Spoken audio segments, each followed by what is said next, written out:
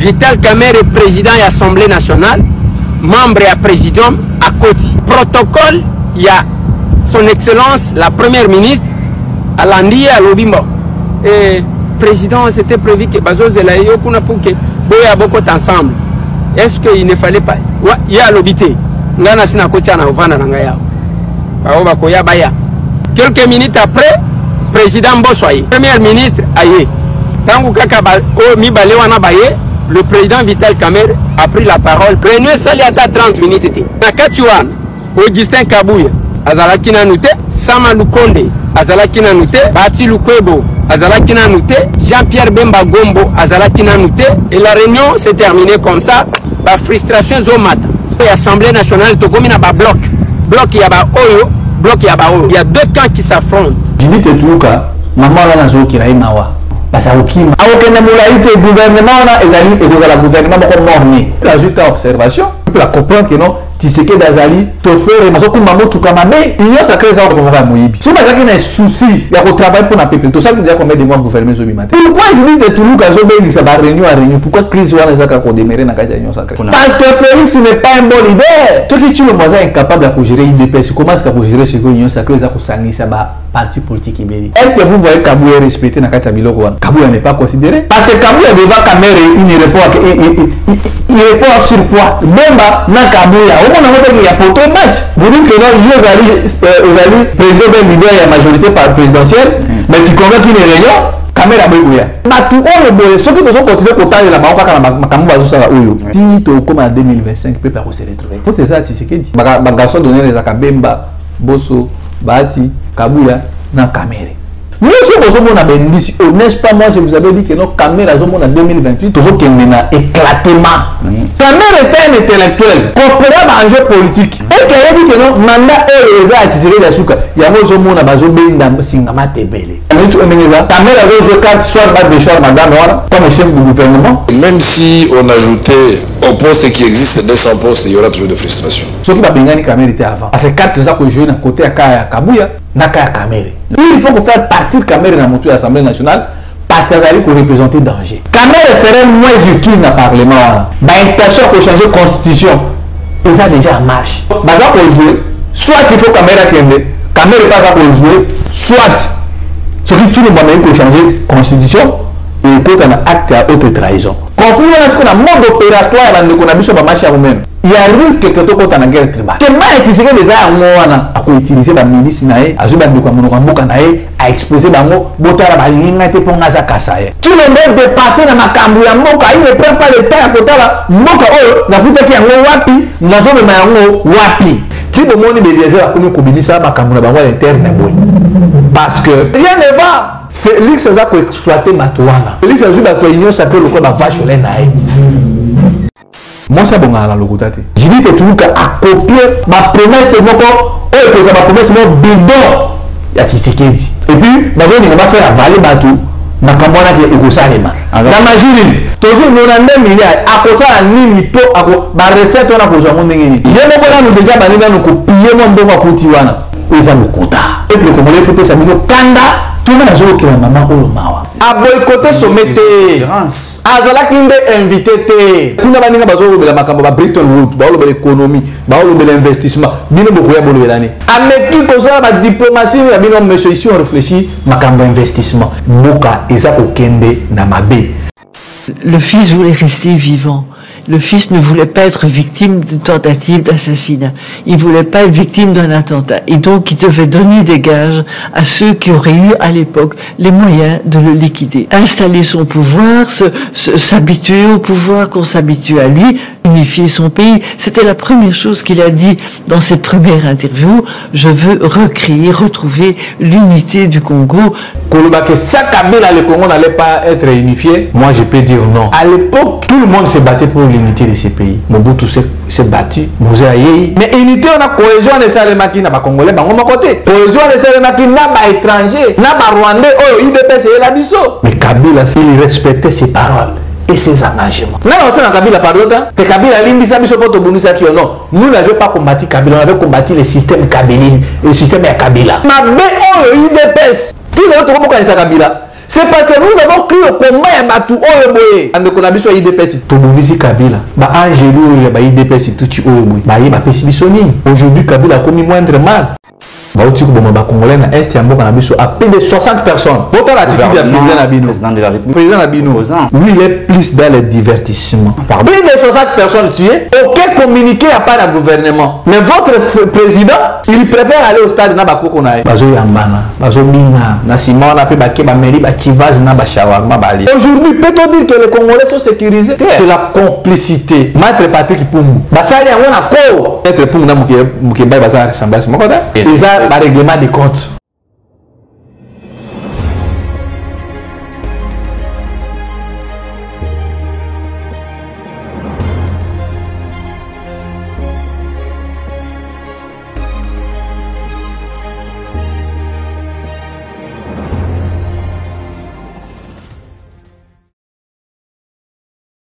Heureux de vous savoir très nombreux, Bandeko Balandi à Plus Clair Télévision, Bandeko Balandi émission tête à tête. Merci Nabino, merci na fidélité, merci na confiance. Au beaux amis pour renouveler chaque jour on a à la chaîne de vérité. Et voilà pourquoi tous les sengo ya koyamba émission na biso mukolalelo mwana mboka Bruno Mbenga résistant naye ndito ko la mambi état mboka na biso République démocratique du Congo, actualité, grands événements à venir et tout ce qui se passe au pays. Et voilà, déjà sur ce plateau, mwana mboka Bruno Mbenga, bonjour. Bonjour Ndeko Jonas, merci pour l'invitation. Et puis tout ici Balandi sur ya Plus Clair Télévision et puis Molandi Mounene depuis Belgique, Maman Mireille Landou, na ba Kongomani banso oyo balanda kabiso na chaîne na biso Mbenga TV, ba continuer à s'abonner na Plus Clair et puis na Mbenga TV et puis pour ça la biso mamuke malamu et puis Ndeko Jonas Nengo Yebi, tous allez toujours na cadre ya sensibilisation pour na marche ya biso oyo boy peuple congolais, ils allaient ko souffrir le 29 juin, tous na marche ya munene oyo tous obengisa peuple congolais bisika nyonso ozali oyo ba ko se joindre na grande manifestation ana parce que transport tous on a problème à transport, tous on a problème à maï, tous on a problème à logement, vie économie passe le long de na zobi sabino awa $10 na ville économie na 29 200 francs congolais. Bientôt donc 30 000. Bientôt 30 000. Donc ti chilombo asisaka ndenge bande commission bazolo ba mandat na il y a risque que tout na $10 40 000 francs congolais. Alors na mboka boye oyo que non économie na bino que vous allez toujours tourner à regard à l'extérieur du pays, vous allez produire le commodoté, vous allez flamber, il y a dollars des akomata et puis vous allez akomata maintenant salaire sotali salaire baso fota ba signer na biso na ba policier na ba fonctionnaire au monde que non ils akomala na té parce que lelo dollar est commis à 29 200 mais bato ba futa ba par exemple non 200 000 na société.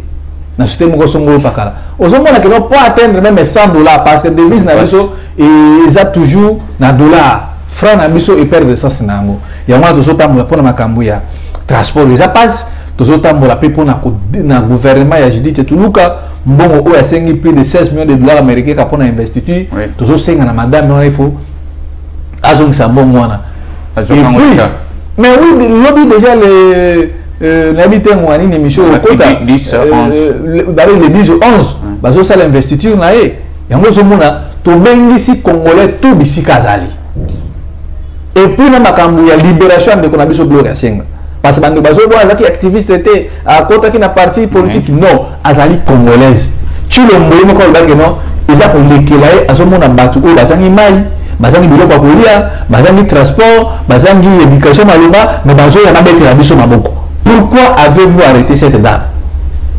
Pourquoi avez-vous arrêté cette dame?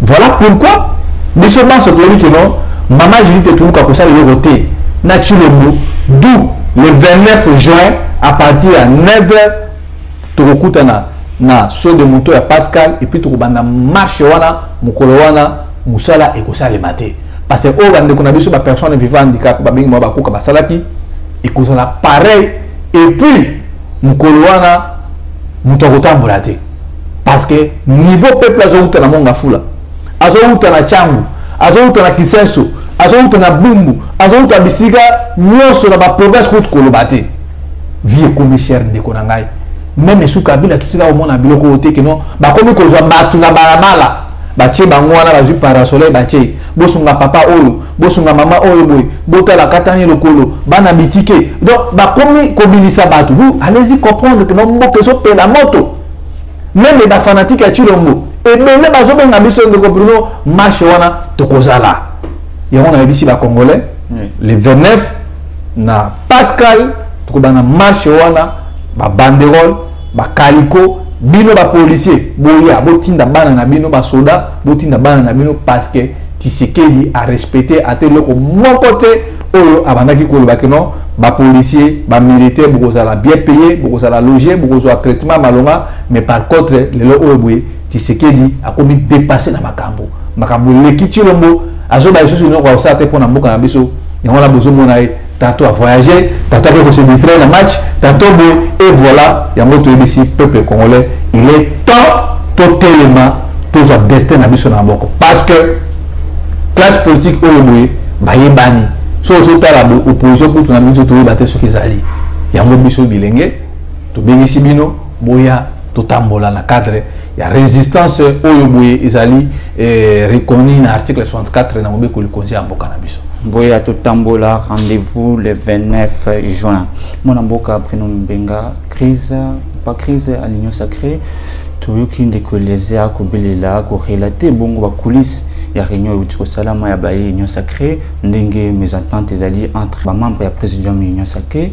Qu'est-ce qui se passe d'abord en image et puis on revient pour un commentaire. Le problème est limite. Ah oui, il y a un problème aujourd'hui. Oui, il y a un problème. Nanonsa Kibino lobby que la première ministre a Gogaki Kokuta Nanaba depuis ta union sacrée na Pullman. C'était prévu à 15h. Qu'est-ce qui va se passer? Est-ce que nous tendons vers l'éclatement de l'union sacrée? Est-ce que c'est le début? Et ça, il y a qu'on présentait qu'en tout cas, il y a une crise qui commence avec ce gouvernement, entre gouvernement exécutif et le parlement, je ne sais pas. Mais je vais vous relater les faits, bilan comment analyser.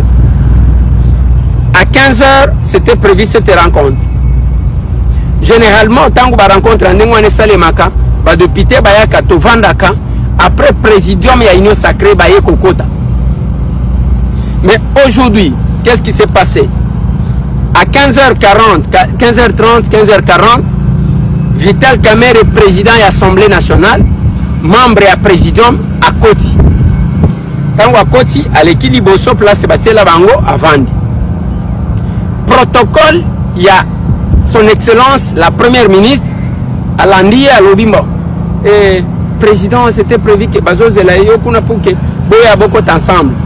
Est-ce qu'il ne fallait pas? Il y a l'obité. Ngana sina kocha na uvana na ngaya. Baoba koya baya.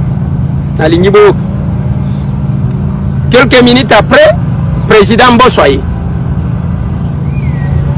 Premier ministre Aye. Tangu kaka o mi balewa na baye, le président Vital Kamerhe a pris la parole pour dire non voilà, Tobenga Kibino Pouke va présenter Bino dans le cadre de l'union sacrée mois prochain. Au Tozanango, il y a un programme à gouvernement parce que Bino Bozabananda Kuboye Bayango avant. Bandegonanga, Premier ministre, vous avez la parole. Premier ministre a eu parole. Réunion Saliata 30 minutes. A eu parole à l'Obimo Amouke. Nakatiwan, Augustin Kabouya, Azalaki Nanute. Sama Lukonde, Azalaki Nanute. Bati Lukwebo, Azalaki Nanute. Jean-Pierre Bemba Gombo, Azalaki Nanute. Okokuta que sur les 7 membres, les 6 membres, il y a présidium, mi balendem to Bazalaki, 4 Bazalaki. Et la réunion s'est terminée comme ça. Le programme n'a parlé du peuple, ainsi de suite. Maintenant, je me pose la question. C'est ce qui s'est passé. Est-ce que Tozo Kende de faire l'éclatement de l'union sacrée? Est-ce que Tozo Kende de faire une crise qui commence avant que le gouvernement ne soit investi? Parce qu'on pensait peut-être que cette rencontre, il y a Premier ministre Namba Dopité, et ça a été occasion à Kebao Baza frustré, Bako s'exprimer. Batali sa première ministre Nabango pour que pas qu'il ne peut étaler frustration en public. Mais il y a un côté où Salem. D'un côté, il y a eu le camp, il y a des membres, M. le Président, qui n'étaient pas là. Est-ce que nous pouvons croire qu'au sein du Présidium, il y a l'unité actuellement? Ou bien tout, la frustration zomata? Et quelle sera la conséquence dans le fonctionnement des institutions? Oui, le président Vital Kamerhe est le président de l'Assemblée nationale. Mais il n'est pas représentant de tous les députés. Parce que chaque député a une voix. Est-ce que nous ne tendons pas vers et le comment l'Assemblée nationale to comme un bloc? Bloc yaba oyo, bloc yaba oyo. Rappelez-vous, je vous ai dit, avant-hier il y a eu une réunion au fleuve Congo tel. Et cette réunion-là a été mal interprétée par d'autres personnes. Et comme il y a deux camps qui s'affrontent. Est-ce que le chef de l'État aura la possibilité de gérer la République, ses mandats, ou bien ça sera la gestion des crises internes au sein de l'Union sacrée, des frustrations et des camps? Ça, c'est M. Tambo qui réfléchit, qui pose la question. Nous sommes là, c'est pour vous informer de ce qui se passe parce que c'est votre pays. Qu'est-ce qui va réellement se passer entre les autres? Est-ce que les chefs de l'État... Voilà, trois questions. Habitons-nous vers un éclatement de l'Union sacrée ou une crise qui commence avant même le départ du gouvernement? Non, ce n'est pas toujours s'attendre à un éclatement de l'Union sacrée. Toujours qu'il n'y a pas de Chilombo. Il y a Alibaba et le Karate Voler. Vous comprenez?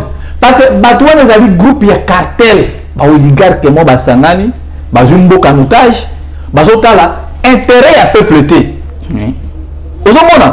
Parce que dans le jeunesse, je suis plus radical même que moi, radical. Dans le régime de Chilombo. Parce que le lien dans le monde a souffrir. Chance, moi, chance, c'est pour te zater. Tu peux le $. Ah ouais, bon, parmi l'objectif principal, il y a moi. Non, je dis que tout le cas, maman là, n'a qui raï mawa. Parce que Aoki m'ava le 29. Je suis sérieux. Maman là, parce que Aoki m'a été gouvernement de Gozala. Mais le gouvernement a dit que 2024 n'a souka Gozala. Aoki n'a moulaïté, gouvernement là, et Gozala, gouvernement de morné.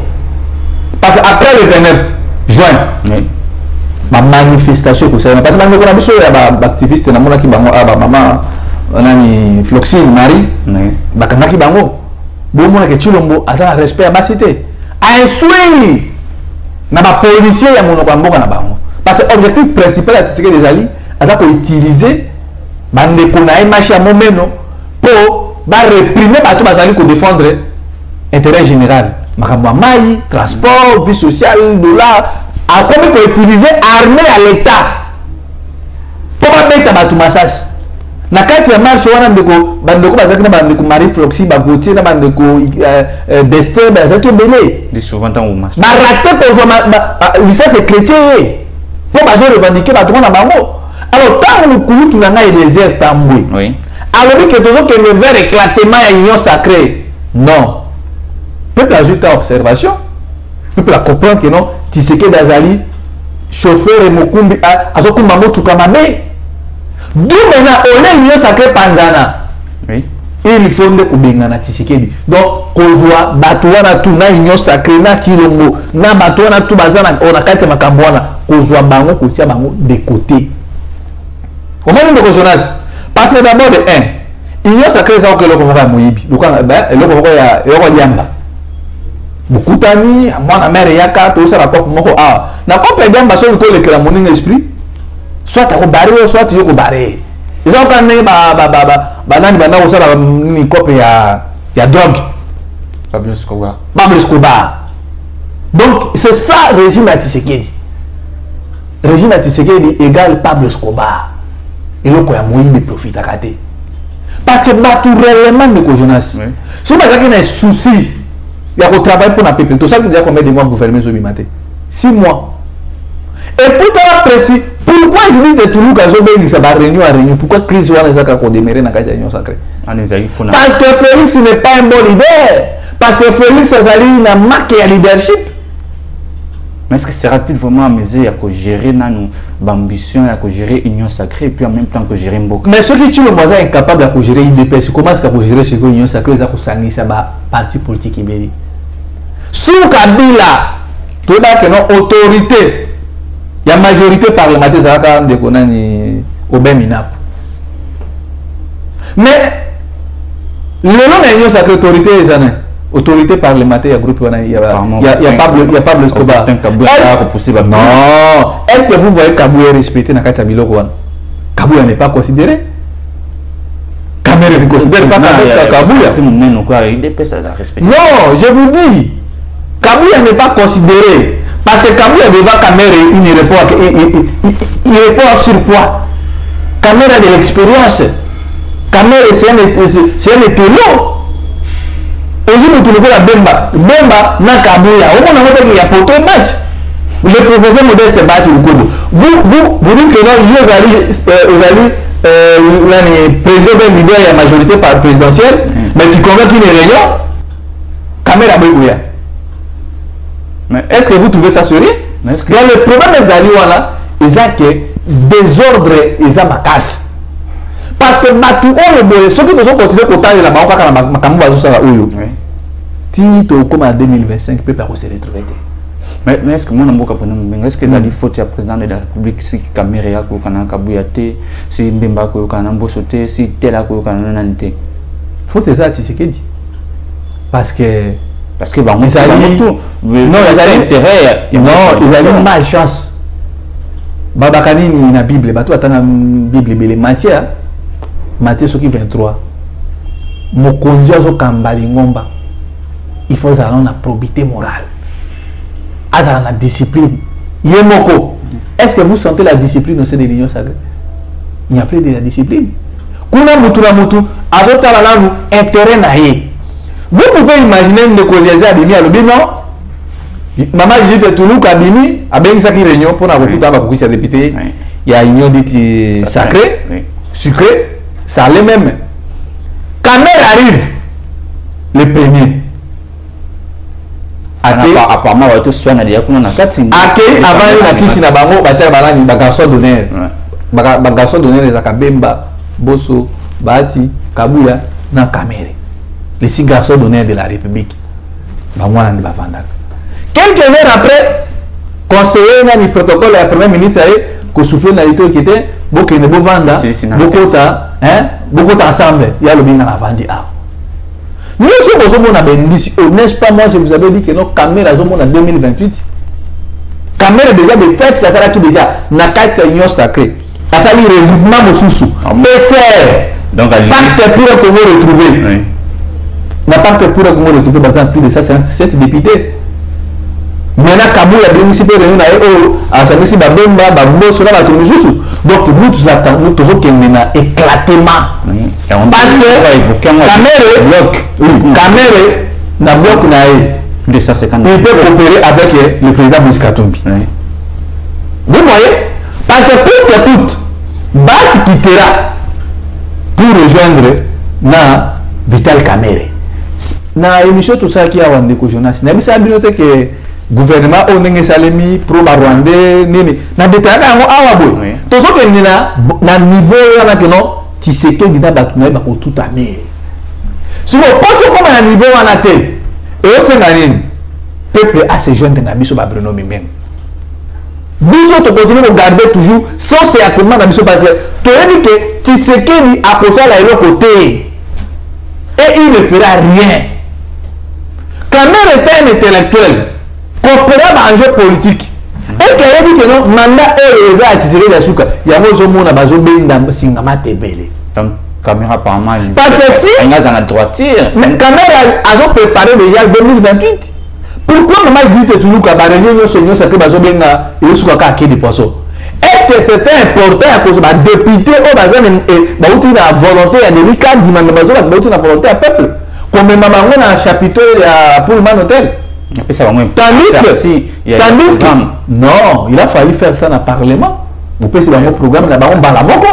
Parce que dans le cas de vous allez voir que Moko va investir, je dis que Toulouka, nous, ceux qui vont me tourner ça, les mazés. Va poser le Premier ministre, Mitouna. Au moment de manger place, vous devez ceux qui vont investir cette dame, vous allez voir, parce que la minute où on est là, quand même avec joué carte, soit de choix, madame, comme chef du gouvernement, déjà. Parce que, mais oui, parce que, gouvernement, quand on a une nomination, ils ont répondre. Comment est-ce que vous l'aimez déjà par X? Notre code était, même si c'est 200 postes, et viennent de l'Assemblée nationale, des élus du peuple. J'avais expliqué que même si on ajoutait au poste qui existe 200 postes, il y aura toujours de frustration. Je ne vais pas revenir sur ce que je vous ai dit. Comment nous allons évoluer en tenant compte de toutes ces disparités pour aller de l'avant. Mais aujourd'hui, Madame la Première ministre a voulu, bon, elle connaît certains d'entre vous, mais elle a voulu se présenter devant vous pour que la première rencontre ne soit pas seulement dans la salle. Je pense que c'est un geste de respect envers vous, honorable député. Et si vous êtes content, il faut applaudir quand même.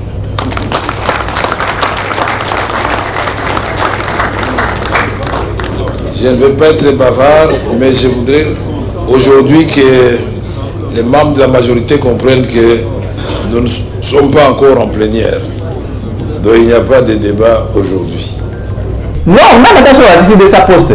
Et vous comprenez à titre. Oui, donc m'a frustré. Mais le vrai problème est aboyé. Ceux qui même investir au gouvernement, moi je dis Toulouka. Vous allez voir, ceux qui va bien gagner Kamel était avant. Parce que quand ça que jouer à côté à Kabouya, n'a qu'à Kamel. Donc risque ça, Kamel il faut sauter. Je dis t'as sauté. C'est ça le problème. Il faut faire partir Kamel dans mon Assemblée nationale parce qu'elle allait représenter danger. Kamel serait moins utile dans le Parlement.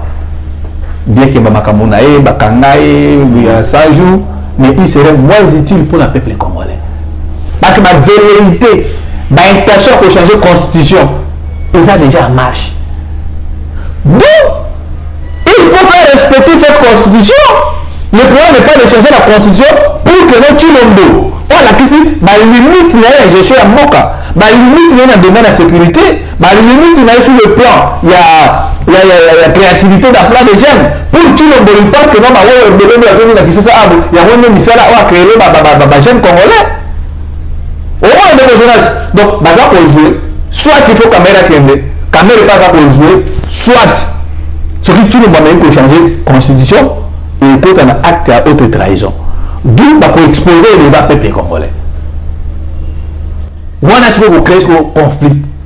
Conflit, on a ce qu'on a monde opératoire dans l'économie sur le marché à vous-même. Il y a un risque que tu aies une guerre tribale. Au second niveau, donc, schéma est utilisé des armes. À quoi utiliser la milice nae, à Robenga Baïke, à Robenga Baïke, à Zuban de Kwamonokamboka nae, à exposer Bango, Botara Balinga, pour Naza Kasaye. Or, le problème du Congo ne concerne pas Kasaye, Équatorien, le Congo, Moussouaï. Non, le problème est que le peuple dans son ensemble ne se retrouve pas. Tout le monde dépassé dans ma Kambouya Moka, il ne prend pas le temps à côté là. Moka, oh, la putain qui est en wapi, nous avons le wapi. Vous savez, qui a été venu de Toulouse, il savait, elle-même, parce que c'est une personne. Il savait parce que la tienne, maman, on a pouvoir manigasser. Donc, bon, maintenant, je dis que Toulouse a copié copieusement ma promesse, c'est mon corps, ma promesse, c'est mon bidon. Il y a Tshisekedi. Et puis, on va faire avaler Batou, na Kambona qui est Égosalema. Dans ma jury, parce que déjà de 1, tu peux une année. La mission na bango, tu peux gagner. L'autre est à moins à jouer. Même si le gouvernement tire que ça va installer peut-être en 2024, mais en mois octobre.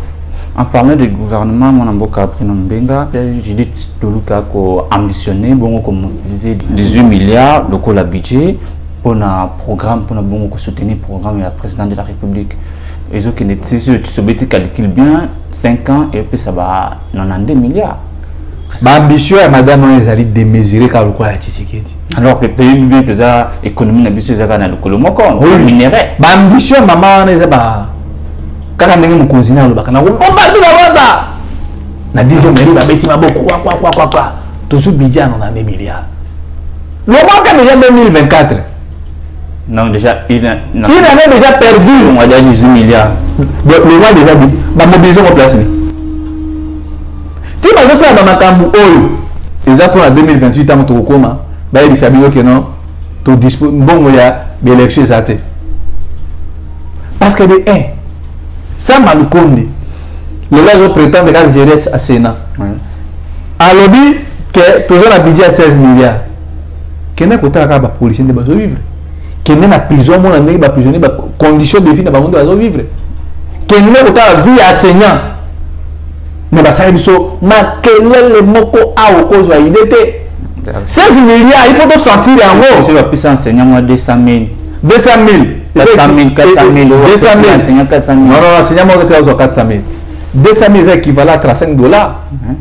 60 dollars, si je me trompe, pas 60 dollars. Non, c'est trop. Alors, nous avons 2 milliards.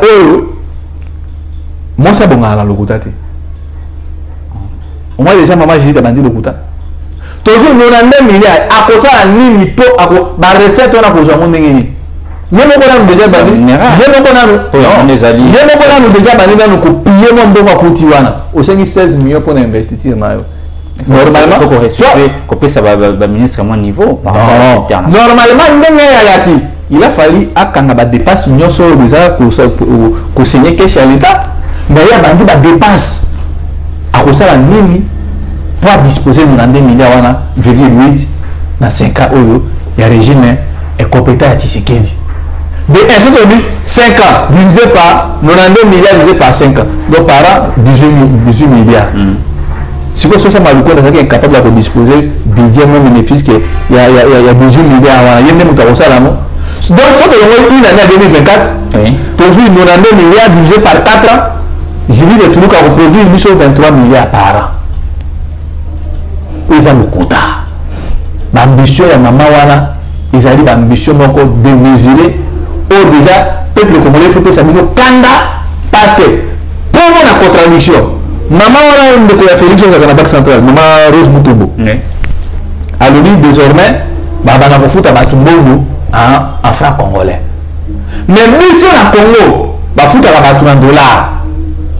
Quand on dit que baba na foot à Batumbo en franc congolais, franc na biso dans valeur, on ne produit rien. Donc, vous avez une crise de ma casse na Katiamboka. Donc, vous avez une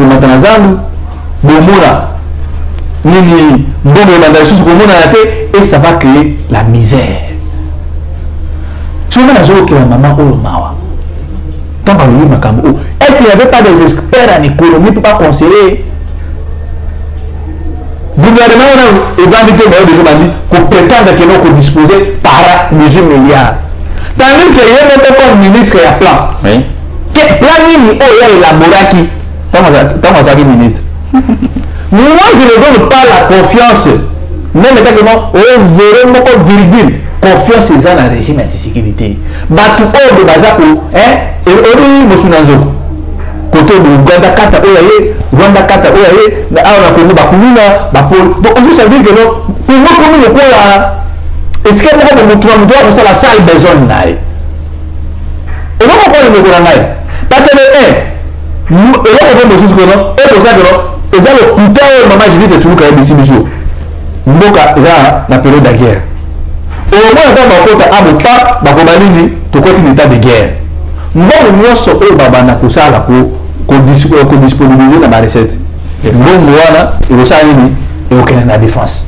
Pour donner 1 milliard, il faut commencer. Et la défense, on va avoir un budget à armée comme 5 milliards, par exemple. Sur un minimum de travail pour que nos Congolais soient normaux à se retrouver. Le gouvernement a répondre à la critère. Parce que d'abord, de 1, c'est un économie ministre. L'économie ministre na Twitter, aujourd'hui ils allaient vraiment colakisa que non, mais c'est ce qu'il dit, il est dépassé dans Makambo. Il n'est pas là pour traiter les affaires du pays. Il dit des choses sans pour autant qu'on mesure les conséquences. Auto-boycotter, non, à boycotter sommet. Azala qui est invité. Félix Azala qui est invité. Ma boîte qui paye sa invitation. Parce que kuna baninga bazo lobela makambo ba Bretton Woods, ba lobela économie, ba lobela investissement, bino boko ya bolobela ni. Bolobela ni. Bombe égale bombo. Il n'avait pas reçu l'invitation. Na ba sous son na zui, Félix n'était pas invité dans makambo wana. Avec qui que ça, la diplomatie, monsieur, ici on réfléchit, makambo investissement. Est-ce que vous avez déjà attendu régime à Chilombo et le makambo investissement, soit dans le domaine de l'agriculture? À peine qu'ils sont arrivés au pouvoir, le taux de baisse, il y a engrais chimique sur le plan de l'alimentation au Sénégal et qui dit, si je me trompe, sur 53%. Donc, vous voyez que, bateau sur l'Afrique, ça a projeté 2040, c'est ça. Mais tu sais que dans ce projet, on a changé la constitution. Dieu est capable de gérer la union sacrée. Mandat et bandit. Oh, ça mandat et bandit. Dans 6 ans, bon, dans notre pays, ça mouton la chance. Félix, c'est un danger pour le pays. Voilà pourquoi ceux qui ont Congolais osent souffrir. Au moment que non, Chilombo, Aza est incapable de gérer même une union sacrée. Ozali, le la boutique qui m'a association, qui va mal fait, mais Aza va gérer le 29, il y a que se joindre dans Misso. Totambola. L'autre temps où tu as Totambola, exactement que tu as mis ma poto yem bateau sabodo, tu as Tambola pour demander le départ à Chilombo et puis demander le départ à gouvernement ya Maman dit que tout le cas. Botala a autonomé comme ministre ordonnance à pour na gouverner. Retard. Mobila kuna accueillir juste côté fa bon la société mo so feedback là-bas qui moko a. Pour na kofuta ba arriéré. Mobila on ba bisa biso que non ba kanga ki pour la machine à voter. Ye wana na ndeko na mo so détourner Nicolas Kazadi. Oh Kazata na kama kama la pandemie ngate ça ngobila ba mwana ba bemani ba ki ko sala Diemba na gare centrale. Aujourd'hui, regardez l'état de route de nos pays, de mon pays. Nous avons un DG incompétent au cours de Victor Tikela Tumba. Qui ça normalement à 3600 km de route, il faut pas tomber. Mais le monsieur vient de nous dire que ben on va tomber 700 km. Est-ce que ça au taille banzela aux qui sont est-ce que vous 700 km? Place ligne. Na Congo mobile, il faut obéir tomba 11 000 km de route. Mais de quoi on a tombati que la lobby que non, il y a tombé 6 000 km.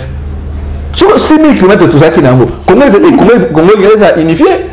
Mais plus on a tous dénoncé ma camboaboué, de Victor tombati que là, à lobby, à Obanda Okangisa Batu. Pour pas critiquer mauvaise gestion. Tombati que là, à parmi Batu, parce qu'on a projet, il y a un accord, il y a sino congolaise. Oh, tu le magasin qu'on revoit dans la Chine récemment. Tant que on a 5 châteaux, c'est Tombati que là, le directeur, il y a un projet. Il semblerait que sous Kabila Kangisa Kapona Makambu, il y a une mauvaise gestion. Aujourd'hui, on nous donne l'OVD, mais elle peut mal sous compagnie. Politique qui est sur le plan de transport, au Tissigé, n'a pas tourné Baza Kota. Politique qui est dans le domaine de la sécurité, Félix Atié pour protéger les Congolais. Aujourd'hui, ce qu'on a la police dans Boutou, on se sentir en sécurité. Moi-même, j'ai été les mains défilatifs, Botolangaï, de Nazar, mon identité de mon côté. 6 ans au pouvoir, Chilombo est capable de produire carte biométrique. Oh, il y a un roulage, il y a un chauffeur, carte de permis de conduire. Ma plaque. Je suis le lingue, oh, le bino bozolinga, bozo kanisake, tu sais que d'après ça, ma malonga. Même le permis de conduire, la présidence, c'est à la carte. Félix, c'est un danger. Il faut guérir ce pays plus vite que possible. Il y a besoin de va se joindre pas pour Nabiso, mais tout se joindre pour la cause noble. Mboka Nabiso, Ezali Congo, Dengue Mboka Nabiso, Zako Kende, de Kojonas, Mboka, Ezako Kende, Namabe. Si le monde est lié à la commune, ça va comme interne. Parce que rien, non, parce que rien ne va. Tout le monde est lié à même à joindre la marche Nabiso. Ils ont ailleurs dans l'opposition, tout le monde a combat à peuple. Parce que Félix est non, Félix est pour exploiter Matouana. Félix est pour l'union sacrée, le corps de vache au lait. Ce qui est pour l'intérêt à utiliser la union sacrée. Vous comprenez? Politique, on a victimisation, tout déjà babaye en haut. Comprendre que non, Félix c'est quelqu'un qui n'était pas préparé pour gérer le pays. Félix, c'est quelqu'un qui était mieux placé pour gérer l'IDPS. Mais aujourd'hui, il se retrouve comme président de la République dans le bateau magique. Mais ça, comme Malonga, rien. Non, sauf Félix Akutaki. Majalo Ogwe, Mobutu Atika. Biloko Mobutu Atika. Aujourd'hui, sous le régime de Chilombo, comme côté quand même à l'État. Banda à l'État, côté. Quel souvenir que nous allons avoir à Félix Tshisekedi? À part trahison, Bounada n'a occupé. Souvenir à Chilombo Péré aux abassons des moutons. Et je crois que sur les moutons, on a pu dans la longue vitesse. Le jour où nous allons libérer ces pays, Babiloko a salité au Félix Atonga, notre bouca, on peut tonga, Banzela, Bamboka, Asikane, dans le monde, Tanzanie, ils ont développé Bokanaï, ils ont une grande ville, ils ont un métro, Angola, ils ont inauguré Awa, Négafrique du Sud. C'est comme ça! Mais quand Babiloko tout va bien, Mobutu Atika, Chulombo, Aïko Bomayango, Oyo Kabila, pas Mikaï Kosala, Tshisekedi, Aïko Bomayango.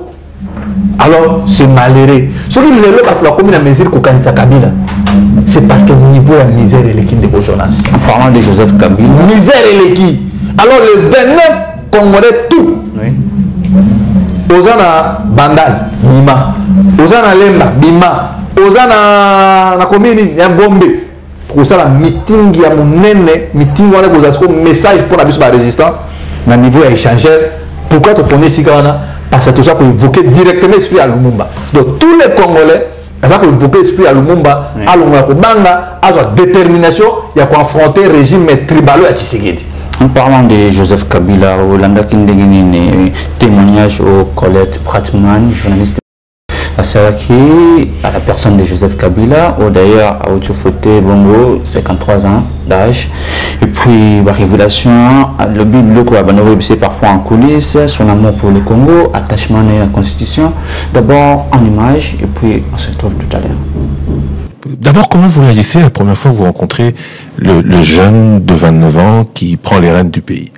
Je ne le connaissais pas, je le connaissais de réputation, c'était le fils. J'étais à l'aéroport au moment où l'avion s'est posé et où j'ai vu un homme jeune serré dans son uniforme avec un visage absolument de pierre qui ne montrait aucun sentiment, qui a traversé, et on m'a dit c'est le fils, il est revenu du Katanga, enfin c'est le fils et on verra bien. Donc c'était des moments dramatiques, donc il est passé devant nous très protégé, il y avait des soldats zimbabwéens qui le protégeaient, voilà. Et puis les choses ont évolué.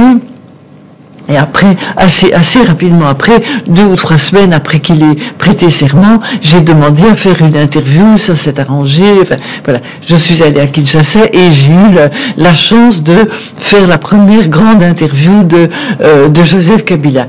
Et là, dans un bureau très simple, avec un meuble, une chaise, enfin, extrêmement modeste, je me trouvais devant un jeune militaire avec un visage de marbre, aucun sentiment ne transparaissait. Mais là, ce sont mes sentiments à moi qui ont pris le dessus. Moi, je connaissais son père. Moi, je regrettais encore que son père ait disparu de cette façon-là. Et je n'ai pas réfléchi. Et c'est venu comme ça spontanément. J'ai dit, mais Monsieur le Président, on est ici pour une interview, mais avant même de vous poser la première question, je dois vous exprimer mes sincères condoléances parce que je connaissais votre père et j'avais de l'estime et de l'affection pour lui. Voilà, je veux simplement vous dire ça. Maintenant, on peut passer à l'interview. Et là, j'ai eu l'impression que le bloc de glace se fissurait et qu'il était touché par c'était juste un sentiment d'humanité, quoi. Voilà. Et alors on est passé tout de suite à l'interview qui s'est déroulée en français avec quelqu'un qui s'exprimait posément, lentement, en pesant ses mots et qui disait des choses pondérées, intelligentes, qui tenaient compte de la situation, etc. Et alors quand je suis sortie, mes collègues journalistes congolais, comme vous l'avez dit, était peut-être un peu jaloux. Il me dit, ah, mais tu as eu une interview de Joseph Kabila, et il parlait en quelle langue? Il paraît qu'il parle pas le français, etc. Mais je dis même pas du tout. Toute l'interview s'est déroulée en français, et alors j'ai rédigé le texte, et après, j'ai encore vu des collègues qui disaient, oui, ce n'est pas vrai, c'est toi qui as rédigé les questions et les réponses. Je dis, mais tu rêves ou quoi? Alors j'ai sorti mon enregistreur où toute l'interview était enregistrée, il parlait parfaitement le français, mais d'une façon réfléchie, mesurée, en pesant ses mots, ce qui était bien normal. Et puis je confirme ce que vous dites, puisque quelques semaines plus tard, à Boston, sa deuxième interview a été accordée à Africa numéro 1, et c'était au micro de celui qui vous pose des questions en ce moment. Mais vous l'avez interviewé beaucoup. Pourquoi vous? Après, oui. Après. Pourquoi? Comment vous faisiez? Mais pourquoi vous? Ça, c'est la question. Mais je me demande si cette première interview initiale n'a pas débloqué quelque chose, parce que c'est vrai que j'ai essayé d'être très, très rigoureuse, de prendre exactement ce qu'il avait dit, de mot à mot. J'ai mis du temps à rédiger cette interview, à respecter ses formulations, à exprimer du plus près possible ce qu'il avait dit. Et alors, il y a eu en Belgique, on a été étonnés, parce qu'il y a eu des gens comme Louis Michel à l'époque qui ont dit mais il est bien ce garçon, mais il dit des choses tout à fait posées, respectables.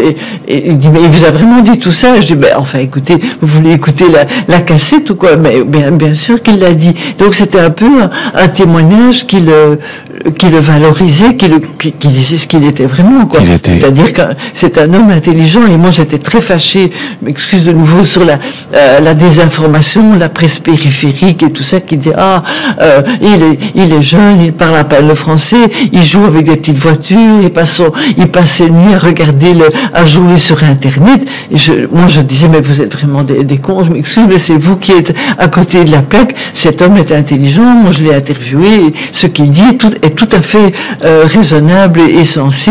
Et donc de nouveau la tentation de la caricature, on doit toujours, et j'étais furieuse parce que je me dis, quand il s'agit d'Africains, celui qu'on ne contrôle pas, on doit le caricaturer. C'était comme ça avec le père, c'était comme ça avec le fils, on ne le contrôle pas, il ne dit pas ce qu'on lui a dit de dire, il dit ce qu'il estime nécessaire de dire. Alors là, il faut en donner une image caricaturale et méprisante. C'est ça le post-colonialisme. Ça m'énerve jusqu'aujourd'hui. On dit tel père, tel fils en général, mais c'est pas du tout le cas chez les Kabila. Le père était anti-tout, disaient certains. Le fils est plutôt conciliant. Il réfléchit. Il réfléchissait. Certains ont vu, derrière son arrivée, la mainmise des Occidentaux qu'il trouvait un peu plus conciliant. Vous confirmez? Le fils voulait rester vivant. Le fils ne voulait pas être victime d'une tentative d'assassinat. Il voulait pas être victime d'un attentat. Et donc, il devait donner des gages à ceux qui auraient eu, à l'époque, les moyens de le liquider. Et donc, il a choisi de donner une apparence conciliatrice d'un bon garçon, d'un gentil type. Comme disait à l'époque, c'était Chirac, mais il est bien ce garçon, mais c'est formidable, il est plus intelligent que son père. Non, il était un bon comédien. Il cachait parce que c'était une question de vie ou de mort, sinon il aurait été liquidé de la même façon que son père. Et donc il donnait toutes les apparences. Louis Michel dit mais il est gentil ce garçon. Louis Michel l'a pris un peu sous son aile pour lui expliquer, croyait-il, le BABA de la fonction de chef. Mais il voulait installer son pouvoir, s'habituer au pouvoir, qu'on s'habitue à lui, éviter un attentat, une liquidation, et finalement s'installer et sauver, réunifier son pays. C'était la première chose qu'il a dit dans cette première interview. Je veux recréer, retrouver l'unité du Congo, faire ce qu'il faut pour que ce pays ne reste pas comme ça, divisé en plusieurs parties, le réunifier et que toute la population se retrouve de nouveau dans ses frontières.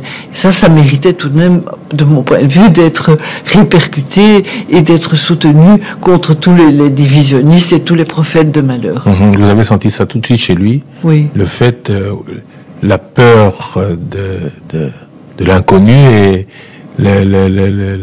la volonté de réunifier le pays.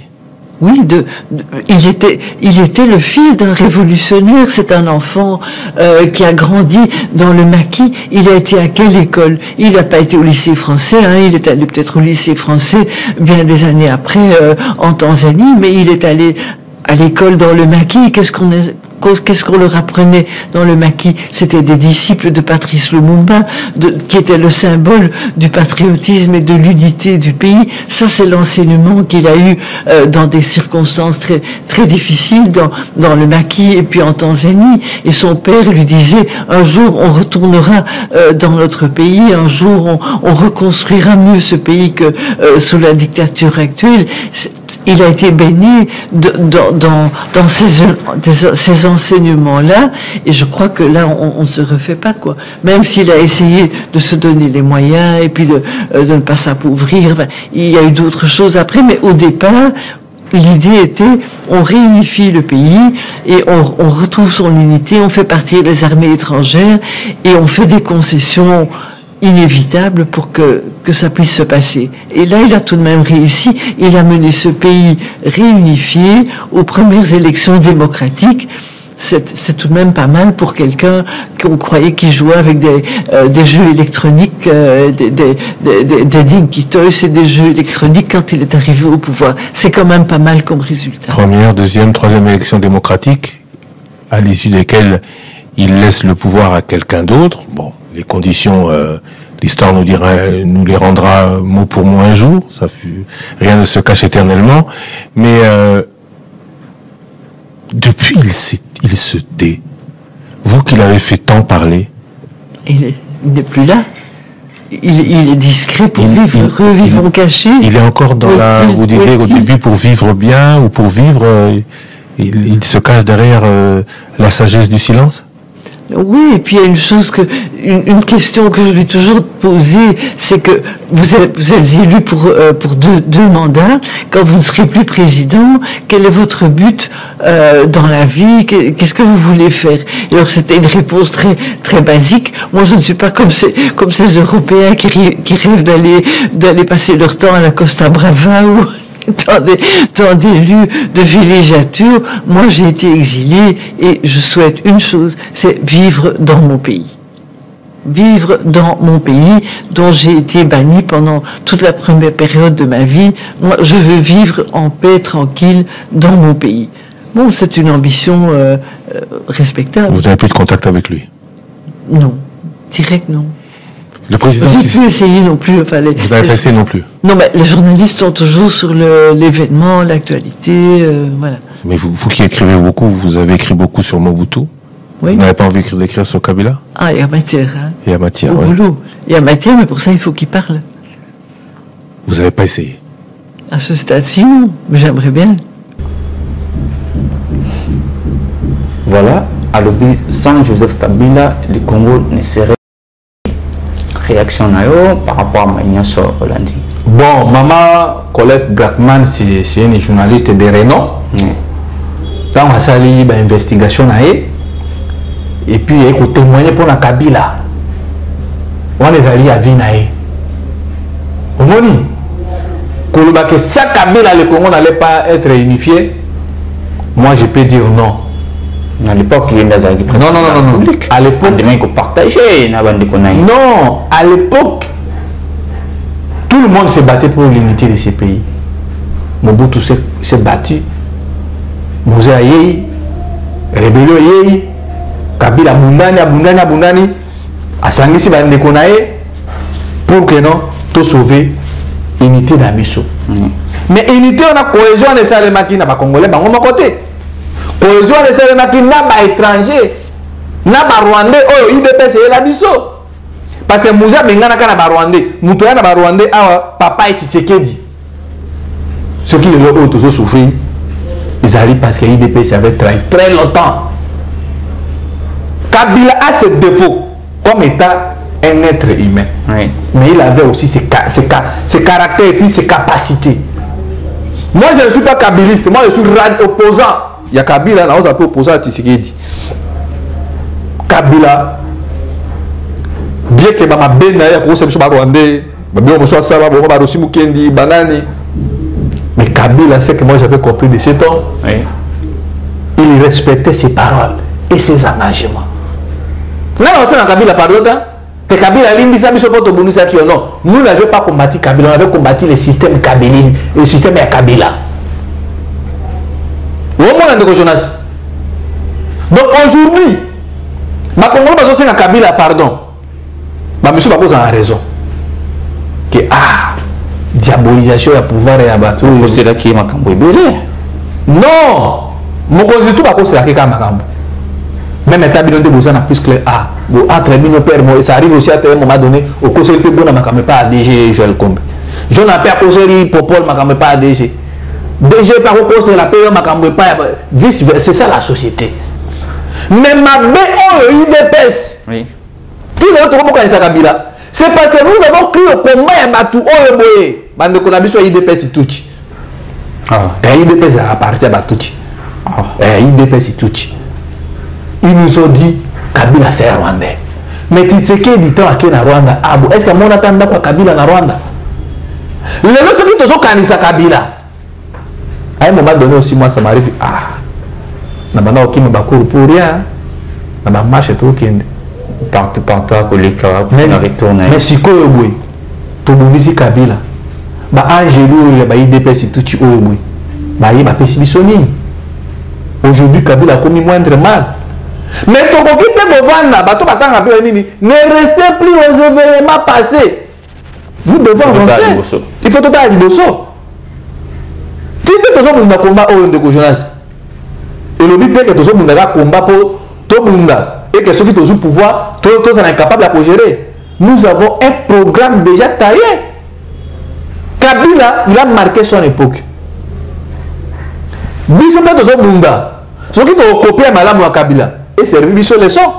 Si vous pouvez copier ma bête et ma pas à Chilombo, et c'est servi sur les sons. Mais pour le président Kabila zonga non. A zonga sur un mécanisme ni. Au moins peut-être des akina. Non, au moins des akina peut-être na Brésil parce que ancien président mon copé président Lula si je me trompe pas. Azaki arrêté prison et puis a postulé comme président ba brésilien ba mona que non muto ata ngazala kina ndenge doza siko ça ne marche pas. La zongi ça qui est parce que loi n'a pas beaucoup dans la vie loi ya Brésil. Ce qui est dans le contexte on a que par exemple le lobby dans quelle élection Kabila a voté Kabila officiellement ça tricherie. Pourquoi on a s'opposé à moi? Mais dans le contexte où nous sommes la ministre Bruno Bimbenga c'est radical opposé à Chilombo et résistant parce que toujours on a combat autant que non pour que non élection. Biso toujours on a combat parce que d'abord de un tu sais qu'il y a une trahison à Bango. Dans une boucle à Bisso, va considérer infiltré. Le pays est infiltré et tu le connais ça très bien. Lui, tu as autour de sa déclaration à yo moni Félix Sanita. C'est ça pour non! Bah invité était parce que Félix ne respecte pas les engagements par rapport à Kabila. Kabila n'a pas tout avant de pembeni nae, ndenge toyoka. Ce qu'a dit, boye, atteint l'équipe d'attente, tu finiras toujours. Mon tout le monde est dans le bacambo. Parce que tout ça peut être témoignage en moi. Namona on pas maman Olivier. Namona on pas maman Olivier mais dans mon Sinaï. Kabila a respecté ma partenaire dans la politique. Kabila a respecté ma allié naïe. Il ne prenait pas les décisions impopulaires le quoi à Tshisekedi. Quand ça ne marchait pas dans la majorité présidentielle, un peu à l'époque, Kabila a convoqué ces éléments pour remettre Bango dans la troupe. Les gens ne comprenaient pas pourquoi Kabila a invité Batounaï na Kingakati. Kabila a invité Batounaï na Kingakati. C'est quand les gens ont dit ça. Mais tellement Bazaki m'a têtu. Les Congolais ont battu, Bazaki m'a têtu. Kabila a dit na Kingakati pour la collection Bango. Kabila a pondu. Ah, bon, on a ça là-bas. Mais on est bino bato wana quand bosoka na bomo na Kabila osa bilanga lo na bapondu ba tomate. Bino popo na kosana mboka na bino mais bango ba osani. Neti lo ndo so ba mapango ba vila na Bruxelles. Ba mapango ba biso ba kunda kutu ba mituka na sanga belé. Ba wole la kabasi ba metu tout ya Gombe combien c'est ça la pratique. Même quand on a régime à Tshisekedi au lieu par exemple na ba mbongo ba zo senga euro 16 millions. Toko sa nini général Kabuki yakana ozo ko zwa ba jeune ba délécat o boy bilanga wana ça nous demande quoi ono et c'est même par exemple 1500 tracteurs allez banani ba sa ba tracteur ote par exemple Kiban bosu ba ingénieur ba congolais bokene na Kiba bokene kota la kuna nini sale makana domaine agriculture parce que Kiba c'est développé kana sucre tant fidèle de kassoyer la révolution. Alors, tokoti, tu as besoin d'infirmer au Canada. travailler à un cycle. Fidèle de cas, ça dans deux domaines. Pour informer, cadre, dans le domaine de la médecine, parce que le Kibé est le premier pays dans le domaine de la médecine. Les spécialistes, c'est ça qui va. Moi, je ne peux pas te la tracteur. Moi, je suis Tshisekedi. Président Ibrahim Traoré, dans les prochains jours, il y a une négociation. Tout le monde tourne à niveau à Sahel. Invitation de Israël. Israël que les gens ont bien. Ibrahim Traoré, il a compris que le peuple n'a pas traversé un moment difficile. Priorité dans la défense. Nous sommes chaque jour.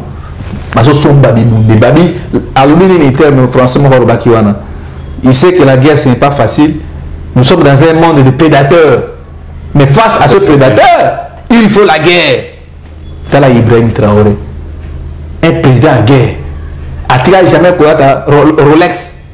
Il y a 100 000 $ où tu l'as à chaque sortie. Il y a mon qu'on a front en première ligne. C'est ça, leadership, on a besoin de battre. Le président Kouloutou n'a pas goïta. C'est ça un leader. Dans la Mali, Mali pour Mali va se retrouver dans Ballon Anzala. Parce que si vous avez comme Kolon Anzala de journaliste, vous allez voir que les militaires n'ont pas de bunda. Mourel est posé Kolo parce qu'à Zoli a bien, soit Beli, nous sommes les militaires dans le Moukaton, on a un Kolo Wagolia. Mais on a un fond. Dans les kilomètres, il y a Pascal, on a dit, les policiers, ils ont mis la whisky, on a compris que nous sommes embouteillés aussi dans la parce que les policiers, déjà, ils ont mis la whisky dans 6 heures. Non, non, pardon. Oui. Que même en Niger, pour voir des gens au Bazana, souci à quoi faire émerger l'Afrique. Est-ce que peut-on dire que nous avons Congo Awa, l'autorité n'a pas vraiment bateau que nous avons mérité de diriger le Congo. Donc, le témoignage à Kabila, il y a maman Colette Brackman.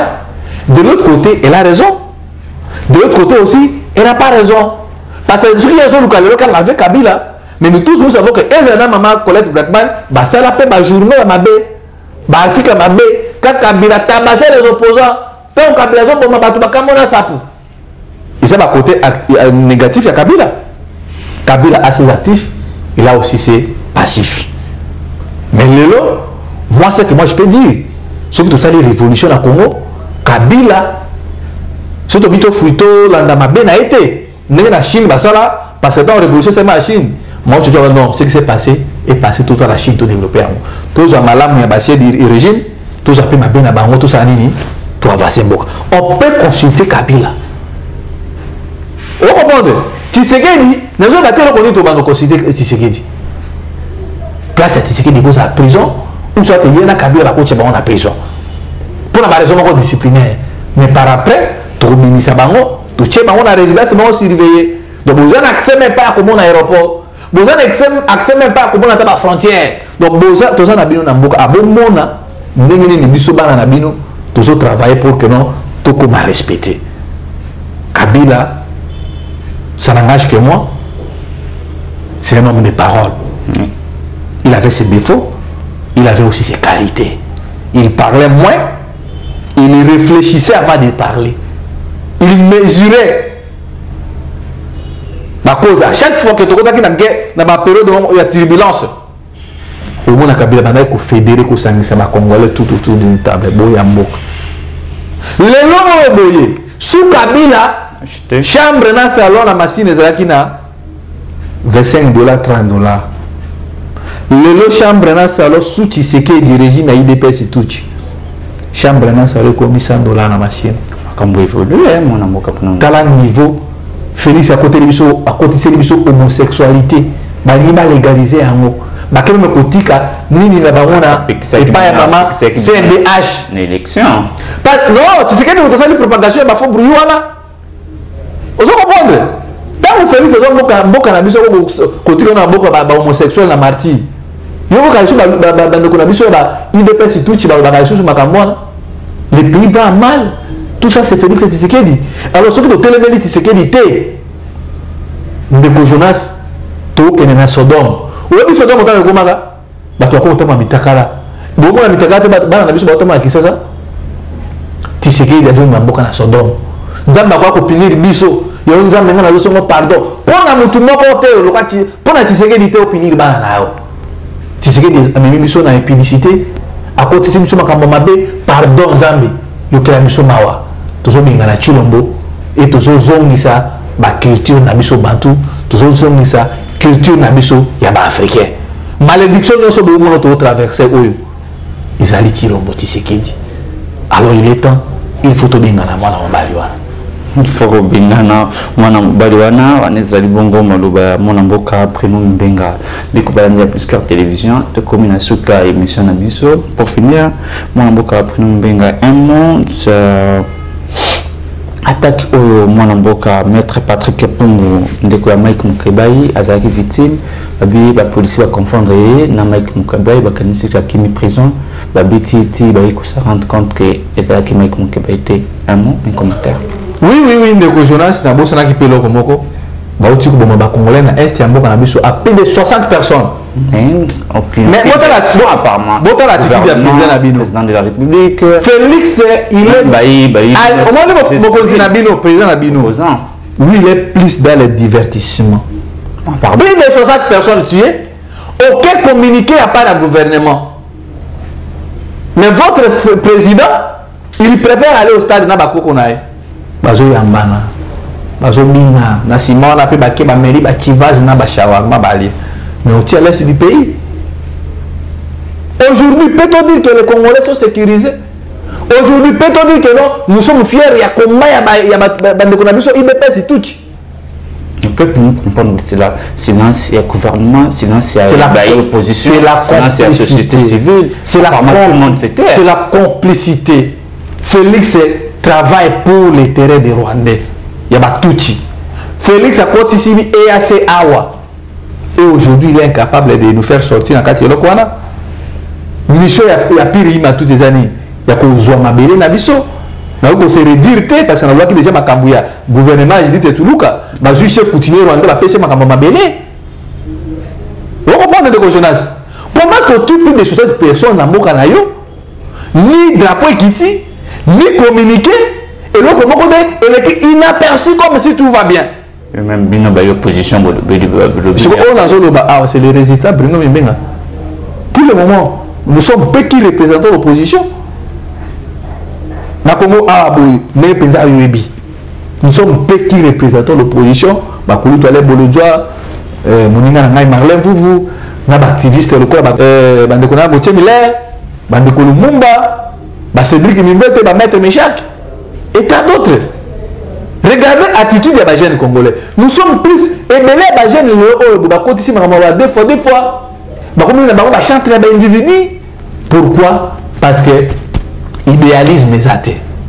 Parce que comme la politique a déjà le pot, Azouama Kwanga. Azouama Lamba. Puis il vient à y 100 $. Pour perdre l'idéal. Pour perdre le sens à combat. Nous tous pas comme nous réfléchir à ma boum. Alors, dans le dossier honorable Moukebaï, oh bakanga injustement, il en est avec 4 mois Moukebaï dans la prison centrale à Makala. Maman a dit Gloria Panda, na moninga na elo su bakanga bango, pour kaka balobi que non, tolembi nzala. Crime na ezala que non, ote azali sous activiste était à côté qui na parti. Est-ce que côté na parti ça du soum? Sous Tshisekedi, il y a eu plus de morts. Tshisekedi a atinda garde républicaine na babuma bawazali na boma. Yango wana moni bande comme ça comme kobanga. Tokobanga ti wapi? Toujours souffrir to continuer ka kobanga. Est-ce que maître oyo kombo na nani maître Patrick Pongo. Maître Patrick Pongo. Ils ont fait ça à dessein. Basali yango na ko. Comment est-ce que Moukéba est en prison? Est-ce que le Moukéba est un maître Pungu? Différent Césari. Et puis maître Pungu Moukéba est en ressemblance. Ils ont un règlement de compte. Ils ont un règlement de compte. Alors pour la découdre avec ce régime, nous invitons les Congolais. Il y a Kassai, il y a Tchikap, Lubumbashi, Mbandaka, Bumba, Banachangu, Lukunga, Funa, Massimanimba, partout là où vous êtes, mobilisons-nous parce que le 30 juin, ils ont qui me collent qui indépendance. Le 30 juin, c'est dimanche. Mais le 29 juin, ils sont tous dans la balle. Parce que c'est bon, et les pour passer à la défilé, il y a le Kouta, au moment où Mboka Nabiso est allé occuper. Plus de 300 millions de dollars américains pour la défilé le 30 juin. Félix, il blague avec le peuple congolais. Il blague avec l'argent du trésor public. Pour avoir intérêt à eux. Alors nous pouvons accepter que non, nous sommes tout au Kangaminoko parce que tout ça, un régime, oh, so lobby, la mort ne me fait pas peur de Jonas. Nous sommes bien là-bas Congolais, tout, pour se joindre à Bisso, tout le monde pour Namboka na Bisso. Ce qui est le Mbako Tambola Likoya Makilaba Congolais, tout Atambola Likoya Makilaba Congolais une fois pour toutes, mais à une seule condition que non, peuple congolais abima victorieux. Alors là qu'on a reçu un abino pour soutenir Bisso parce que qui va te béler sur le bas. Je suis de la résistance. Je vais soutenir Abino.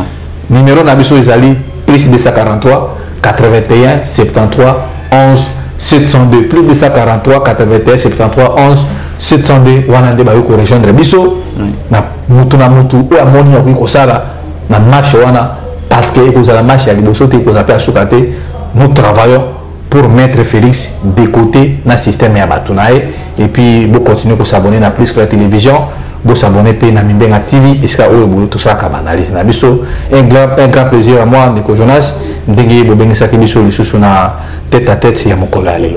En tout cas, merci beaucoup moi Mboka Bruno Mbenga d'avoir répondu à notre invitation. Bandeko Balandi, il y a plus qu'à télévision, en donnant une émission à Bisso pour Lelo, sur les animaux à la Bisso, merci de s'abonner et puis activer cloche et la notification pour nous avoir toujours informés en temps réel et dans la vérité. Pour moi, j'ai dit déjà merci beaucoup, on a gauche à Sarr l'image, à zone sur ma caméra, DGG Kombe, au revoir.